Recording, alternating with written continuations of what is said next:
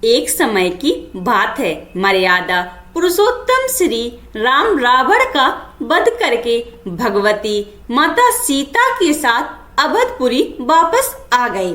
अयोध्या को एक दुल्हन की तरह से सजाया गया और उत्सव मनाया गया। उत्सव मनाया जा रहा था, तभी माता सीता जी को यह ख्याल आया कि वनवास जाने से पूर्व माँ सरयू से वादा किया था कि अगर पुनः अपने पति और देवर के साथ सकुशल अवधपुरी वापस आऊंगी तो आपकी विधिवत रूप से पूजन अर्चन करूंगी।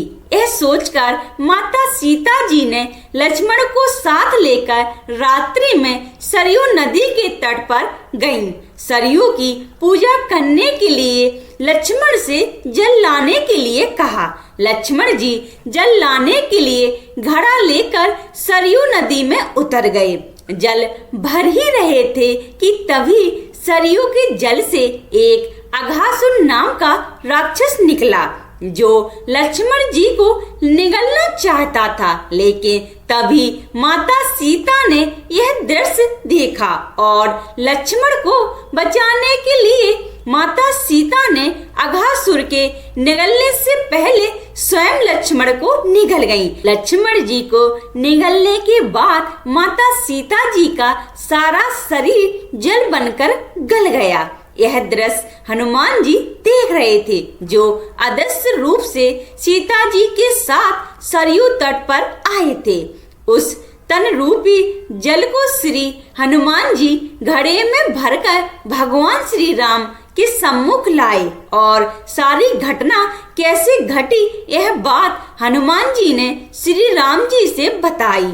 मर्यादा पुरुषोत्तम श्री राम जी हंसकर बोले, हे मारुति सुत, सारे राक्षसों का वध तो मैंने कर दिया, लेकिन ये राक्षस मेरे हाथों से मरने वाला नहीं है। इसे भगवान भोलेनाथ का वरदान प्राप्त है कि जब त्रेता युग में माता सीता और लक्ष्मण जी का तन एक तत्व में बदल जाएगा, तब उसी तत्व के द्वारा इस राक्षस का वध होगा और वह तत्व रुद्र अवतारी हनुमान के द्वारा अस्त्र रूप में प्रयुक्त किया जाएगा। सो हनुमान इस जल को तत्काल सरयू जल में अपने हाथों से प्रवाहित कर दो।